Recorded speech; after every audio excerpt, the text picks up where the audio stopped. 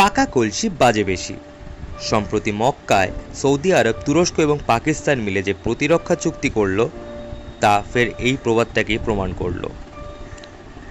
সম্প্রতি সৌদি আরবের একটি জাহাজের ওপর ফের হুদিরা হামলা চালিয়েছে, কিন্তু পাকিস্তান বা তুরস্ক সৌদিকে সাহায্য করতে এগিয়ে আসেনি। আর সৌদি, তুরস্ক এবং পাকিস্তানের এই ফাঁকা কলসিতেই মাথা ঢোকাতে চাইছে বাংলাদেশ।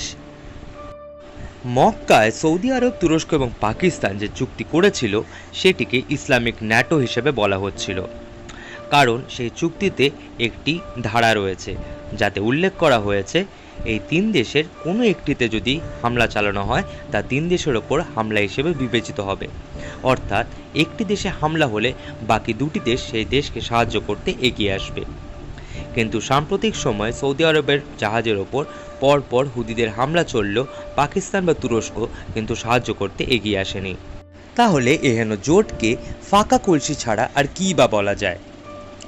এদিকে হুদিদের হামলা থেকে নিজেদের জাহাজ বাঁচাতে অপর একটি সামরিক জোট করেছিল সৌদি আরব।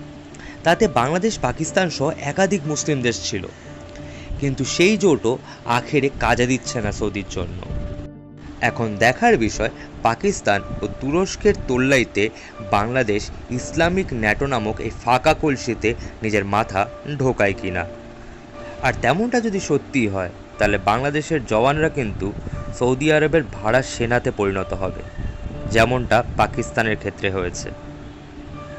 ভিডিওটি ভালো লেগে থাকলে লাইক এবং শেয়ার করবেন, আর ভূ রাজনীতি সংক্রান্ত আরও এমন আপডেট পেতে প্লিজ আমার চ্যানেলটি সাবস্ক্রাইব করবেন। ধন্যবাদ।